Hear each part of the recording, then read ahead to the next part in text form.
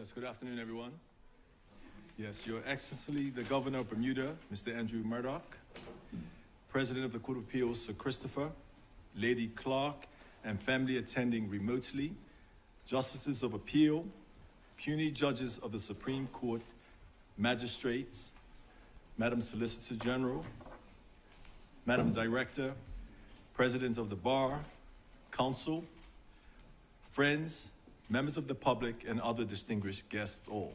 Now, that takes care of the protocol list for everyone. Welcome to this special sitting to mark the occasion of the final sitting of Sir Christopher Clarke, President of the Court of Appeal for Bermuda, who will retire from the Court of Appeal at a date to be determined next year. Sir Christopher was called to the bar in the Middle Temple in London in 1969. In 1991, he became a bencher, and in 2016, was treasurer of the Inn. In 1975, he became an attorney of the Supreme Court of the Turks and Caicos Islands. In 1984, he was appointed as a Queen's Counsel. From 1988 to 2004, he was a recorder, that is, a part-time criminal judge, and a deputy high court judge from 1993 to 2004. From 1990 to 2004, he was the head of Brick Court Chambers. From 1988 to 1991, he was a counselor of the International Bar Association, and from 1993 to 94, chairman of the English Commercial Bar Association.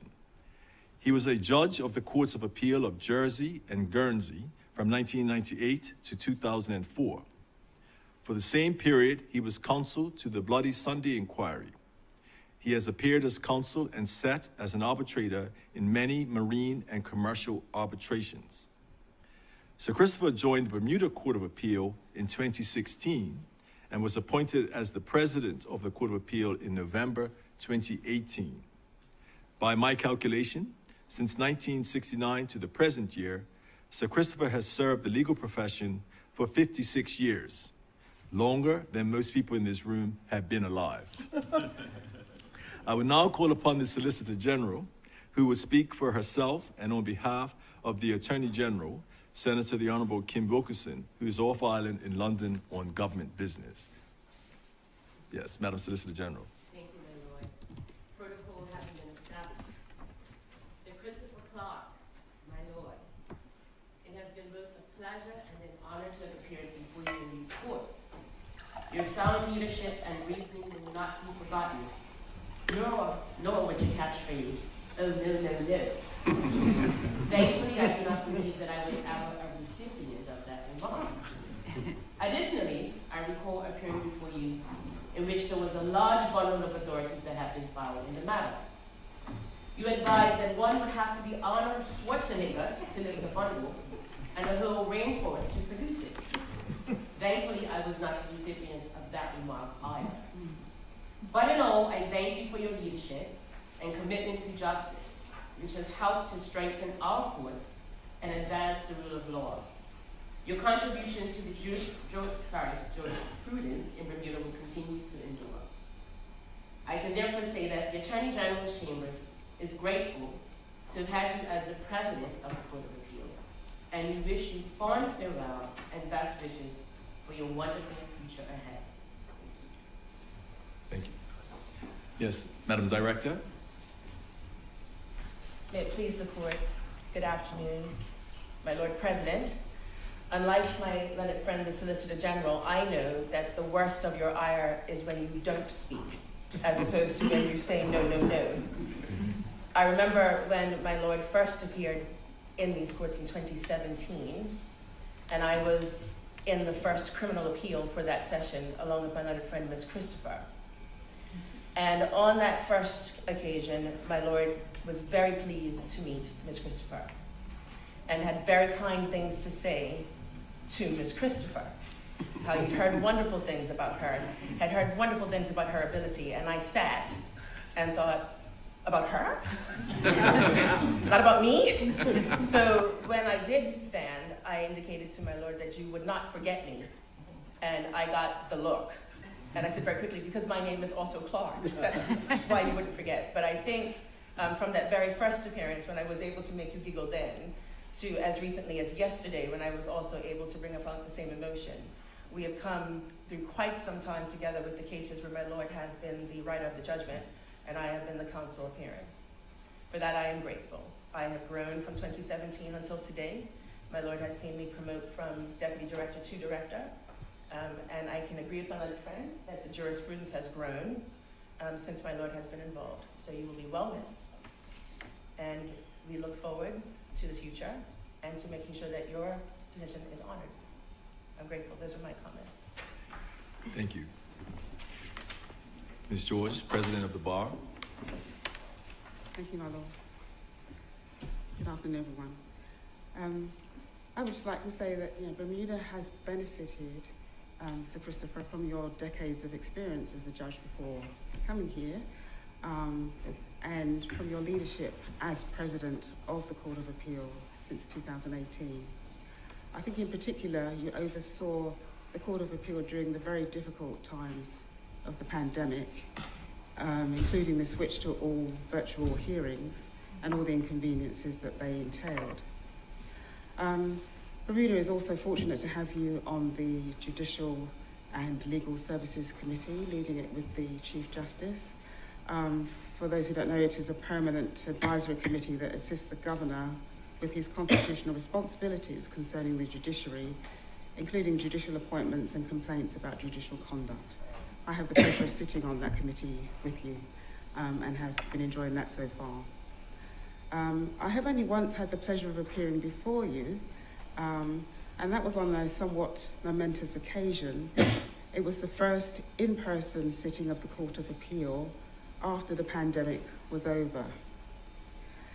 It certainly felt at that time that you and the other justices of appeal, including Lord Justice Bell, relished the opportunity then to rigorously challenge counsel to their faces instead of to a screen, and everyone was given a hard time.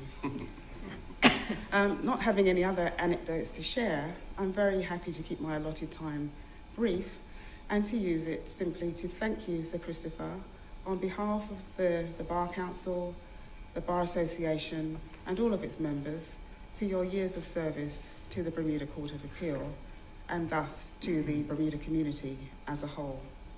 I'm pleased that you will be continuing for some time as a member of the JLSC, and I hope that your association with Bermuda generally will continue into your retirement. Yes, thank you. Yes, Ms. Mulligan, Acting Senior Legal Aid Counsel. Thank you. As we gather today to honor my Lord, Mr. Justice Clarke, upon his impending retirement as President of the Bermuda Court of Appeal, I note that his presence has been both formidable and impactful. Speaking as a criminal lawyer, many of us have felt the weight of his scrutiny. He has not hesitated to remind us, sometimes sharply, when deadlines were missed or when our practices fell short of the high standards that justice requires. In those moments of tension, however, his value was most keenly felt. His unwavering commitment to the principle that justice delayed is justice denied has compelled us to reflect, to adapt, and to improve. His conviction that everyone is entitled to timely access to justice has driven us to re-examine our practices and to advocate for more funding and tools to ensure that justice is never sacrificed for want of resources. In doing so, he's left us with more than just an extension or extensive collection of well-reasoned judgments to guide us into the future. He has also demonstrated a willingness to adopt a vanguard approach when necessary to matters on appeal when he believed it important in the pursuit of fairness and justice. Most importantly, he has left us with a challenge to rise to the standards he has set and to continue to strive for a system where justice is timely, fair, and uncompromised. So today, as my Lord Mr. Justice Clarke begins to look at retirement from this court, we acknowledge not only his lasting contribution to our jurisprudence, but also his very great influence on us as practitioners. He has sharpened our resolve, strengthened our discipline, and reminded us that the pursuit of justice is not a matter of convenience, but rather it is a shared duty and responsibility. On behalf of myself and my colleagues, I extend our respect, our gratitude, and our best wishes for well-earned retirement. I hope that Mr.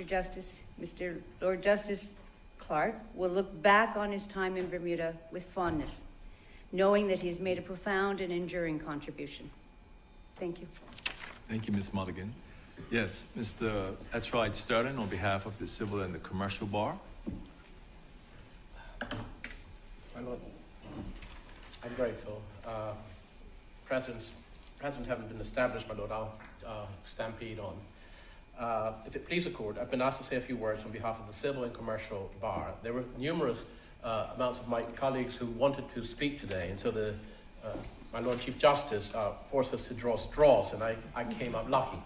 But I've been told to be brief for a change. I first met his lordship when he was still the head of Brickcourt Chambers in London. I believe he was finishing up the Bloody Sunday inquiry at the time, which ran on for so long. The Chief Justice has described Sir Christopher's background. He mentioned in passing that he was the head of the English Commercial Bar Association, but what the Chief Justice didn't say is that the head of the English Commercial Bar Association generally represents the leading commercial silk in England. And so that is what he was. He was the leading silk in that field, and thus his success, which has been described by the Chief Justice. He went on to the English High Court and the Court of Appeal. Now, this is where we got lucky, my Lord, because at that time in England, they had the bizarre practice of throwing out judges when they were still children. They had a very young retirement age. And Bermuda and other jurisdictions benefited from that because we were able to grab these judges as the English Court of Appeal was releasing them. It reminds me of a quote from Warren Buffett when he was being criticized because all of the board, the directors of the board of Berkshire Hathaway were in their 70s, and Warren Buffett was criticized for this. And I remember his remark was, well, he says, in his opinion, you can't teach a new dog old tricks. and so the benefits of experience are well recognized, and that's what we picked up. Now, in England, fortunately for them, sadly for us, they've realized their error, and they've actually increased the retirement age for Court of Appeal judges now. So we would not have been in that fortunate position that we were in a few years ago. But this is where we are now. If I may continue, recognizing his lordship's pedigree, when he arrived in Bermuda, there was great pleasure at his arrival.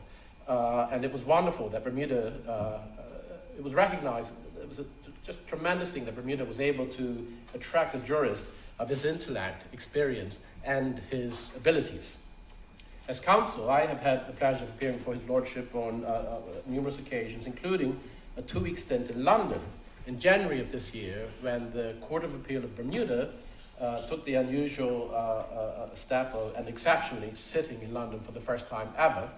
And I was told to not say that I hope that it was also the last time ever. But it was an interesting experience to be sitting in a Bermuda court in London. And we await that judgment. We might be very well taking over London then. My Lord, it has always been a pleasure to appear before his lordship, always.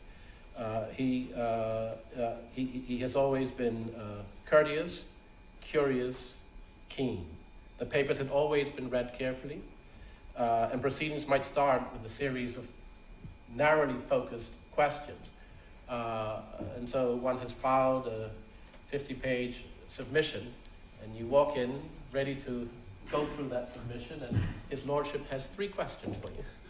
And but those questions have always helped to narrow the issues in very large disputes narrow the issues to the benefit of the parties so that everyone could focus on the key issues in dispute. So that has been incredibly helpful.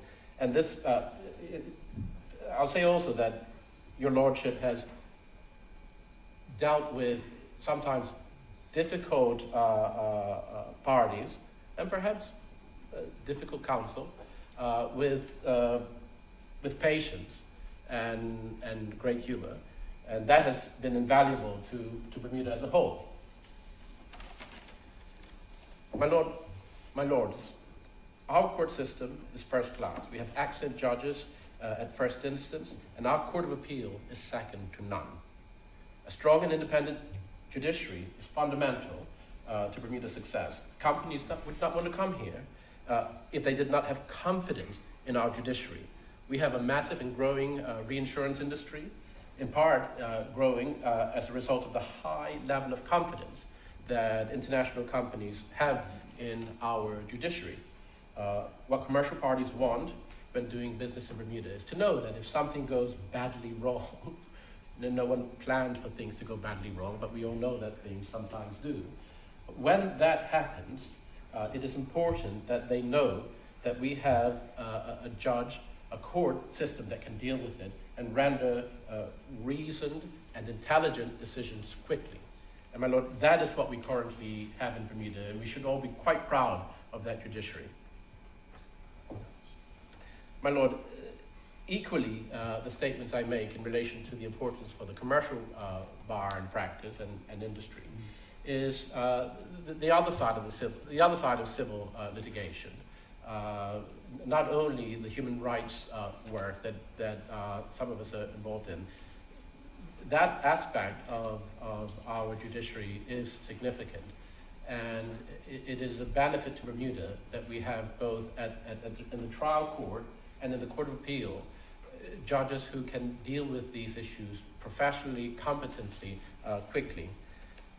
So, my lord, on behalf of the commercial bar and the business world in general in Bermuda, but also on behalf of all the users of the civil justice system in Bermuda, thank you. Thank you for giving us these years of your time and intellect. We wish you well on your retirement. I suspect that we may see more of you on the arbitration front, at least I hope.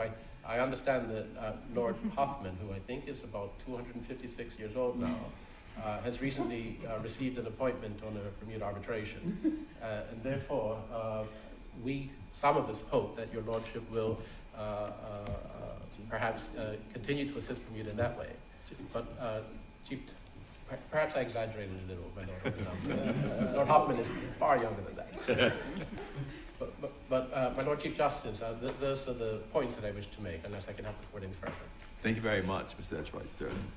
I now call upon Mr. Audley Quaylo, former clerk to the Court of Appeal, and I can't resist saying this, President of the Court of Appeal, it's starting in the year 2050. Thank you, my Lord Chief Justice. I said this earlier, so it's not something new that at least two of the judges on the bench would have heard today. When I was before a court similarly constituted nearly 2 years ago, I understand that after the submissions I made, it led to a practice direction on limiting time of submissions. So I was thankful to my learned friends, all female, who know how to stick to time. And I was so keen to get up to my feet because I thought I had adopted the time that they left to me. And unsurprisingly, Mr. Edgewright Sterling took that time away from me. So I'm back on my 5 minutes. I suspect that I've been asked to speak today because I know where all of the proverbial bodies are buried. And unfortunately for those who have gathered to hear those stories, you would have to wait until my diary is posthumously published. My Lord President, we, and I say we because during my time having superintendence over the Court of Appeal, we operated in a family-like structure. We have seen a lot. from gargantuan-sized lever arch folders that require the strength of Hercules, or in the case of my lady, Xena Warrior Princess, to maneuver during court hearings, habitual non-compliance of court orders, and I'll keep my head down now that I've joined the bar, which has led to Canute judgments.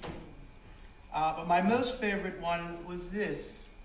When my lord and his brethren took to the bench, a sprightly counsel, who shall remain nameless, was eager to dive right into his submissions. And before he can say anything, my lord gracefully said, excuse me, Mr. So-and-so, before you start, I just want to take you to your submissions. Look at page 3, paragraph 5. I said, yes, my lord. Do I understand you to be saying so-and-so and such and so? I said, yes, my lord. Well, forgive me for saying this, but this seems to me why we're here. I think the outcome is understandable if my lord knows who I'm talking about. Today, we gather to bid farewell to an extraordinary individual who has left an indelible mark on the Bermuda Court of Appeal and the jurisprudence of Bermuda. Sir Christopher, your tenure as president has been nothing short of remarkable. I have been honored and have had the privilege to work alongside you and experiencing firsthand your exceptional leadership, your wisdom and dedication to this co-equal branch of the government known as the judiciary. Although Mr. Adley Duncan was my official pupil master, there can be no dispute that the Court of Appeal justices were my first pupil masters who ran a tight ship. Sir Christopher, ours is a special bond built over years of collaboration, mutual respect, and having one common objective in mind, and that was an efficient and properly ran Court of Appeal. I believe we achieved that objective during our time working together, which is why this occasion, albeit richly and justly deserving, makes it all the more difficult for me to bid you farewell. Because heroes and giants aren't meant to leave. Your guidance, mentorship, and unwavering support has not only shaped the Court of Appeal, but have also inspired countless individuals, including myself, to be the best version of themselves in whatever undertakings that may be. Only half a sheet to go. As you move on to your new endeavors, I want to personally express to you how deeply you will be missed. Your mark on Bermuda will be seen for generations, and your legacy will continue to inspire future generations of legal professionals to protect this honorable profession, model the expected qualities of a barrister, and deal honestly and admirably in one's dealings as a lawyer. I know you expect this because these are the very attributes that you have demonstrated as a lawyer and as a judge, living true to the oath of office that you have sworn. Well done, good and faithful servant. Please accept my warmest congratulations, Sir Christopher, on your retirement as President of the Court of Appeal for Bermuda. May your retirement be filled with joy, relaxation, and satisfaction in knowing that your living has not been in vain. My very well wishes to your consort, Lady Caroline, and your children and extended family, and I thank them for loaning you to us. My Lord Chief Justice. Yes, thank you very much, Mr. Cueto. I do see Mr. Frumpkin, and I see other King's Counsel on the bench here, also Ms. Christopher. I don't know if any of you wish to address the court before I go on to members of the bench. No. All right, thank you. I now call upon Mrs. Justice Sabir Williams. Did somebody about to? Yes, Mr. Lynch. No one's taking my lord. No, I would simply want to say that from the bar's point of view, those of us in the back benches here, that all that has been said about you is justified and true, and you will unquestionably be missed. So thank you. Mr. Lynch, did you ever appear in front of Sir Christopher in London? No. Or in England? No. Okay. I saw him knocking around. Let's say nothing about that. Thank you. I call upon. I also wanted to express my gratitude for Sir Christopher. I was speaking to Ms. Mulligan prior to coming here about what her comments were going to be, and I really endorse the comment about you being in the vanguard of some of the legal judgments in the criminal sphere. That I'm hoping that kind of spirit will continue in future iterations of the Court of Appeal. Thank you, Ms. Christopher. Yes, I'll now call upon Mrs. Justice Subir Williams. Thank you, Chief Justice. When Sir Christopher joined the Court of Appeal as a Justice of Appeal in 2016, I was a newly appointed registrar. And as the registrar of the Court of Appeal, it was incumbent on me to understand the working needs of each of the Justices of Appeal. Of course, they all had their different communication styles. In fact, mostly, they preferred wording which qualified for plain and literal interpretation. However, Sir Christopher, he employed a slightly different dialect when conveying his administrative concerns. For example, and I have 3. If Sir Christopher sent an email captioned moderately urgent, that denoted the need for a 12-hour to 24-hour max turnaround period.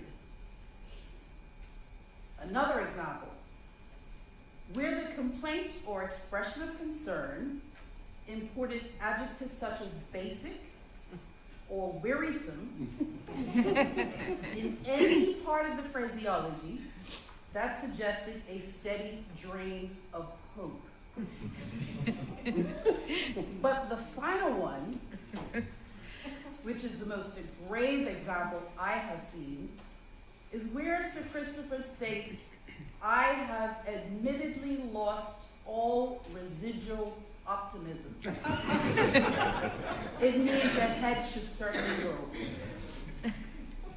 However, if you had the privilege of working closely with Sir Christopher, you will know that this shielded language use is indicative not only of his skillful wit, but more so of his kind and giving nature. Sir Christopher became the president of the Court of Appeal in 2018, shortly after I had been appointed to serve as a full-time member of the Commercial Court bench. In November 2019, the infamous Grandview private trust litigation surfaced. Important teams of London Silk specializing in Chancery Division matters. For those of you who don't practice or specialize in these areas of law, Grandview was a private trustee company which administered a trust called Global Resource Trust. I know Mr. Attright Sterling will be most familiar with this. A little bit, maybe. And it held assets worth over $560 million, and that was only a small slice of the total value of the other trusts involved in that litigation. As conflicts of interest arose with one of the sitting justices of appeal, and also the then Chief Justice, Sir Christopher invited me to sit on the appeal with him and Justice Smalley. Neither the time that we have or my duty of discretion will permit me to fully recount that most inspiring and memorable experience. Safe to say, I can truly state that no matter the size of the claim or the nature of the dispute, Sir Christopher is a jurist at heart who will spend as much time as it takes to analyze, fully dissect all of the actual and potential legal issues at play. I have never, and I mean never once, seen him take or agree to take a shortcut. Each case that has come before him from where I stood has benefited from his tireless scrutiny, and that has brought tremendous benefit to my own judicial learning and career. I say that now, having sat with him on the Court of Appeal as a judgment writer on numerous interlocutory appeals involving trust law, the doctrine of fraud upon a power, joint interest privilege, the difference between witness training and witness coaching in civil cases, the rule on interrogatories, legal and equitable relief. The list goes on, and I will not bore you with it. But as the clock ticks and the Chief silently awaits my concluding statement, I'm compelled to omit mention of the other lanes of work and social interaction I've enjoyed with the President and his lovely wife. All that really needs to be said is that this retirement is most well-deserved and that he will not be forgotten as a jurist and a kind and most generous person. Thank you, Chief Justice. Thank you very much, Justice Sylvia Williams. Now, we have all sorts of fancy technology these days in the courts. You see these massive screens here and other technology in the courtroom. And so, Sir Anthony Smalley, Justice of Appeal, was not able to be present today or even by Zoom, but he's prepared a video, and Brian Mallow is going to hit the right button in a moment, and we should be able to hear, the fingers crossed, we'll hear from Sir Smalley by video. My salutations to all gathered for this farewell to Sir Christopher. I regret not being able to join you in person, being committed as I am to the Court of Appeal sitting here in Kilmarnock. But I could not let the occasion pass without sending at least a few words of tribute to mark Sir Christopher's retirement. Of my 7 years of service on the court, nearly 6 of them have been under the guidance of Sir Christopher's presidency. I can therefore speak with first-hand knowledge and experience of his protean judicial abilities and Herculean capacity for hard work. By his example, I think we have managed to keep the flag of Bermudan justice flying high above the international landscape of commercial business, and I believe equally safely over the ramparts of domestic life as well. And in the process, it must be noted, with hardly a session going by without authoritative citation of one judgment or another given by him in his former capacity as a judge of the English Court of Appeal. In short, Sir Christopher has been an inspirational leader who has set standards on the court which will serve for a very long time. He has been an exemplary guide for the conduct of appellate judging. Christopher, thank you very much. It has been an indescribable honor and privilege to have served with you on the court. My wife Jackie and I wish for you and Caroline a very long, happy, and healthy retirement, during which we hope to see you both as often as possible. Goodbye to all for now. That was a tremendous success. And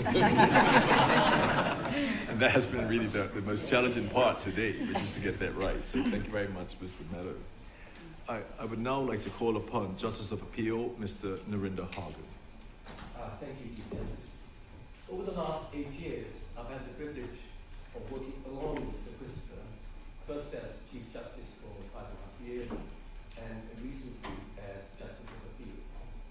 Like all the previous speakers before me, I wish to express my profound appreciation to Sir Christopher.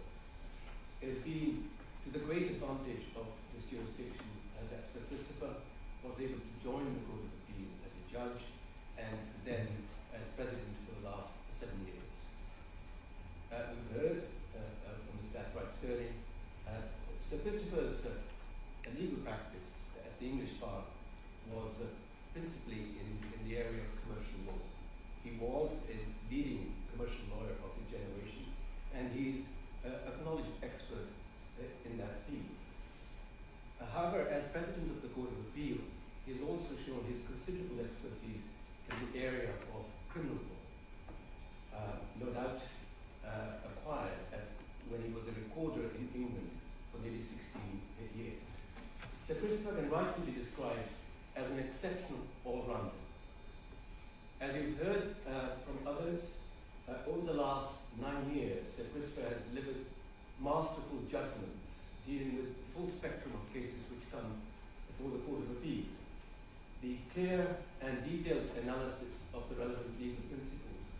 set out in his judgment will no doubt guide the courts for years to come.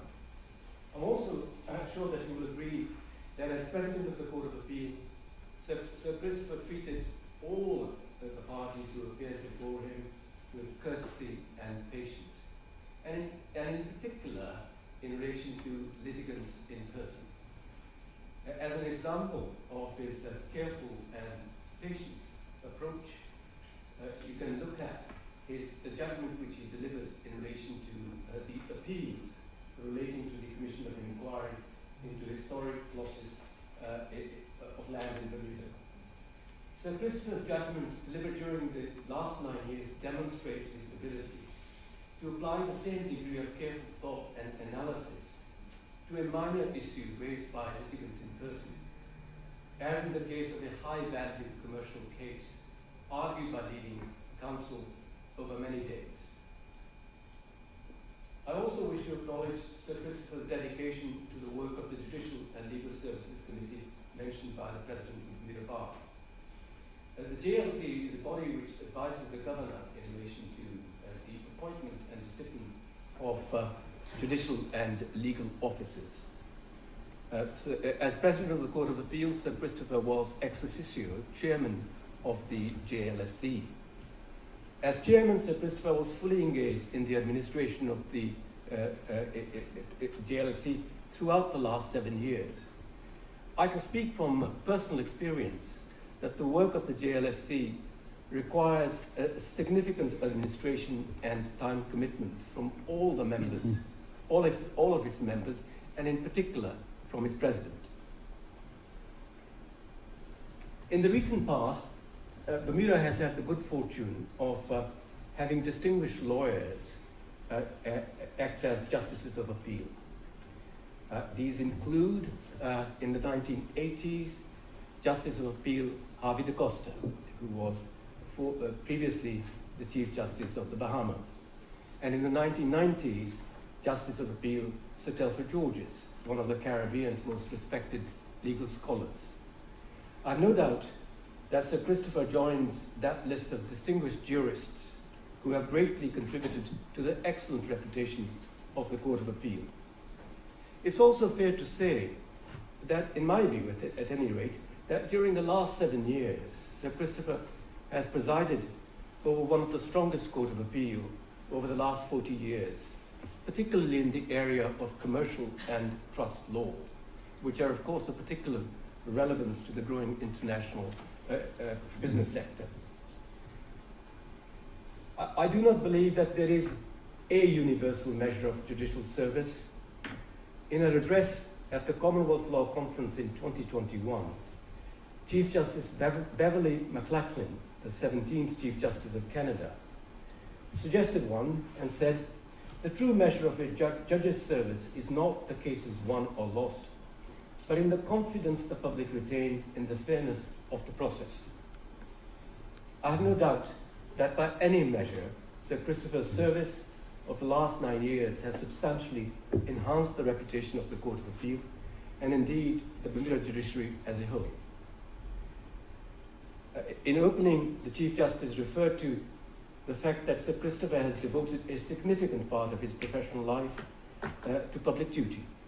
He referred to Sir Christopher acted as a recorder, Deputy High Court Judge, Judge of the Court of Appeals of Jersey and Guernsey, High Court Judge sitting in the Commercial Court in London, Lord Justice of Appeal in England, and of course, as President of our Court of Appeal. I believe that we have been extremely lucky to have someone with the character, expertise, and devotion to duty as Sir Christopher as President of our Court of Appeal. Sir Christopher deserves our thanks for his exceptional and dedicated service to the judicial system of this country over the last 9 years. Whilst Sir Christopher is retiring from his judicial duties, we hope that he will return to the island in his continuing role as the esteemed international arbitrator. So we look forward to those return visits. Thank you, Chief Justice. Yes, thank you, Justice of Appeal Hagen. I'd now like to invite Dame Elizabeth Gloucester, Justice of Appeal, to address the court. Thank you. my Lord President, Your Excellency, my Lord Chief Justice, and other distinguished guests here today.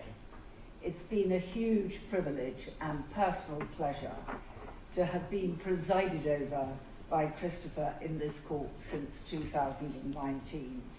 I would not say precisely that Christopher and I have grown up together professionally, but we certainly fought against each other in those far-off days when we were young at the English bar. We joined the commercial court at roughly the same time as judges. We were both at roughly the same time justices of appeal in the Court of Guernsey and the Court of Jersey, although I believe we never overlapped there. We were appointed in the same cohort to the English and Welsh Court of Appeal. And what do you know, we've sat here together since 2019, which for me has certainly been a very happy time. So it's certainly, so far as we're concerned, the end of one sort of era. Apart from your mighty intellect, Christopher, which others have mentioned, I shall miss your coruscating wit, your impeccable use of language, and your jolly company at the Bermudian dinner table. What I won't miss, and I suspect that others may not miss, is what I can only call your antediluvian attitude, or what you would call your suboptimal attitude to all things electronic in the cloud and elsewhere. But it is not the sunset of our professional relationship, only the end of this, our bewigged one. I look forward to sitting with you, indeed being presided over by you, and perhaps indeed presiding over you in many arbitrations in the years to come, and perhaps even here in Bermuda. And of course, dare I say it, we still have some very lengthy judgments to deliver in this court, and further cases I fear to hear before Christmas. I wish you, Caroline, and your family all the very best for your non-retirement. Thank you. Thank you. I'd like to say a few words of my own. My association with Sir Christopher has been principally through our shared service on the JLSC, particularly in the areas of recruitment and the complaints protocol. In this sphere of recruitment, Sir Christopher has consistently demonstrated foresight and meticulous preparation. He has worked in close collaboration with the JLSC and with the Secretary, Everett Todd, who is here sitting in the jury box and is present here today. Sir Christopher has ensured the recruitment advertisements have been placed in Bermuda and across the Caribbean and in the United Kingdom, thereby attracting a wide range of applicants and enriching the depth of experience for our own bench here. During the process, he's reviewed the applicant's documentation, every single page of it. He's refined the interview questions, he's led the interviews, and then he's chaired the discussion for recommendation. His great charm, his humor, his intelligence, no doubt has created an atmosphere in which both the applicants and the committee have felt at ease. With our latest rounds of recruitment, I jested with him about the use of artificial intelligence to manage the volume of applications, because for a certain position we had over 30 applications. And I was speaking about AI and how we can use it to help us with managing this. And Sir Christopher responded with his characteristic wit. Just how much judicial experience does Copilot have?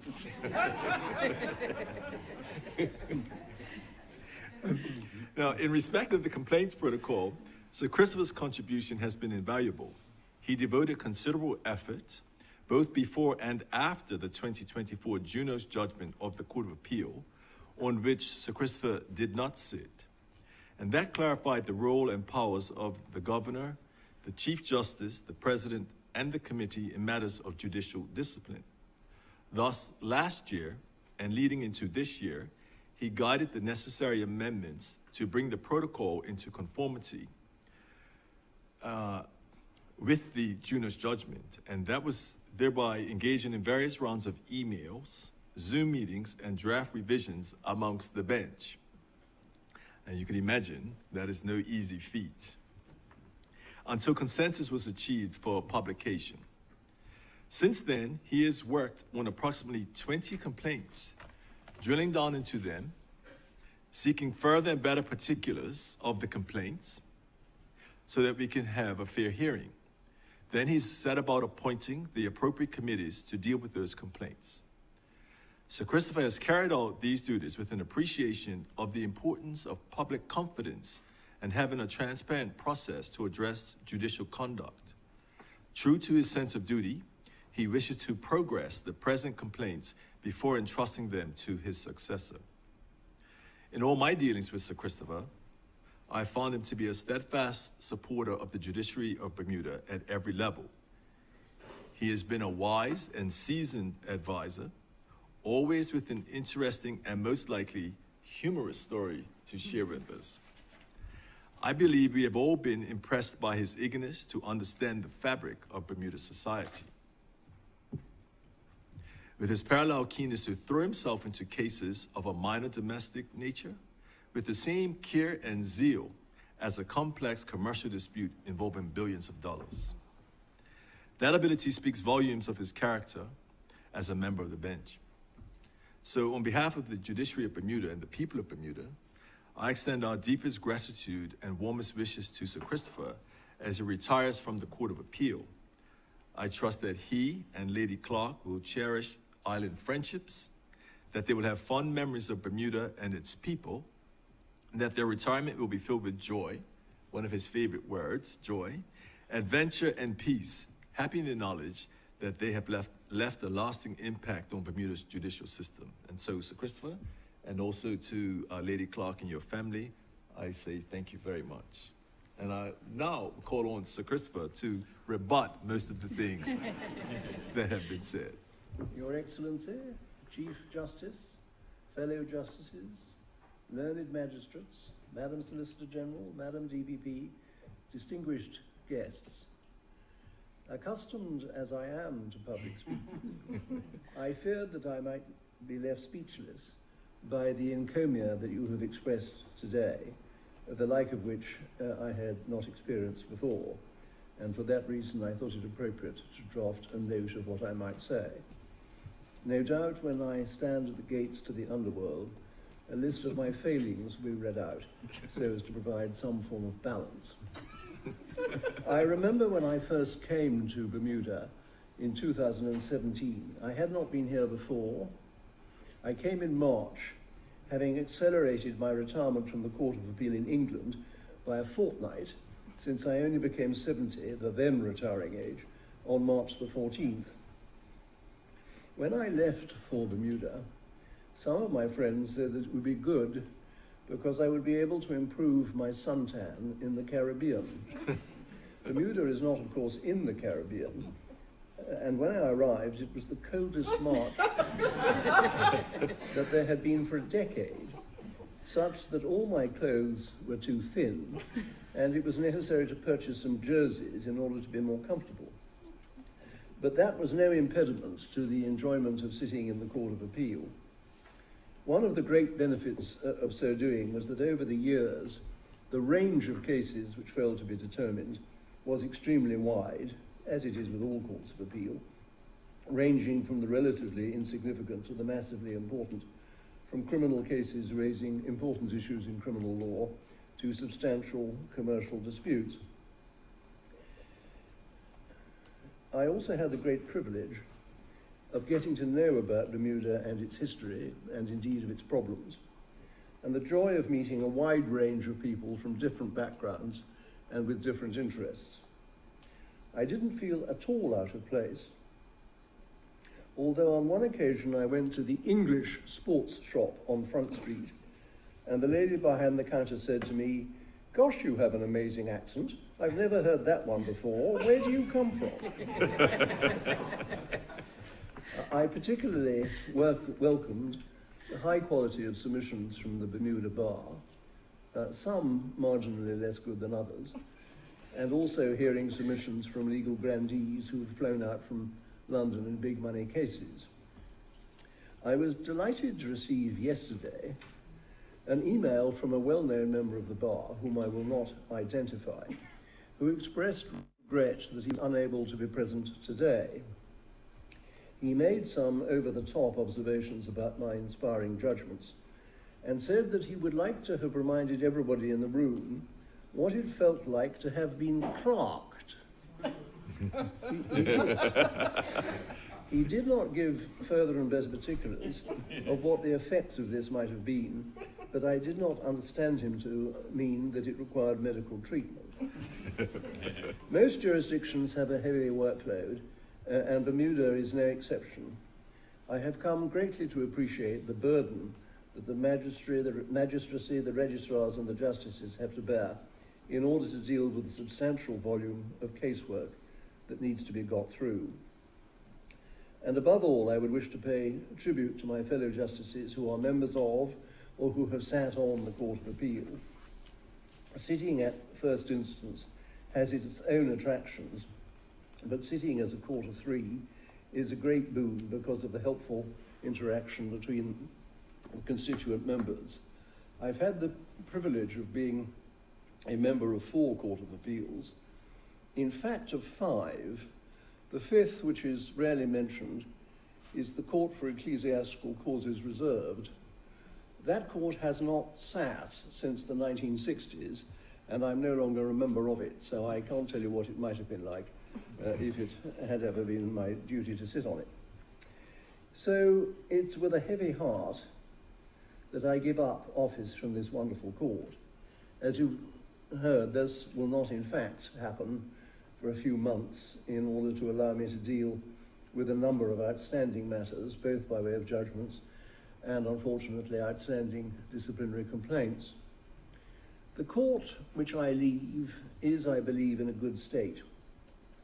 Next week, I, together with other members of the Judicial and Legal Services Committee, will be interviewing 8 candidates for the post of Justice of Appeal. It is a tribute to Bermuda that there were 32 applications for the post, many of very good quality, such that it will be difficult to decide who should be appointed. So I shall leave and go, as the motto of Bermuda says, quo fata ferunt, where the fates take me. I very much hope that I shall not lose all contact with Bermuda, and that when any of you come to London, it may be possible to make contact with me. And since some of you were kind enough to suggest that I might like arbitration and might like arbitration in Bermuda, I will tell you that I would. But for the moment, we must, I apprehend, adjourn. And just before we adjourn, there is a Bar Association function this evening of which the Court of Appeal will be in attendance, and all of you have been invited by Bar Council to attend. And so we should see you there. And I'll turn it over to Sir Christopher to once again adjourn us. Okay, well, we'll stand adjourned. All right.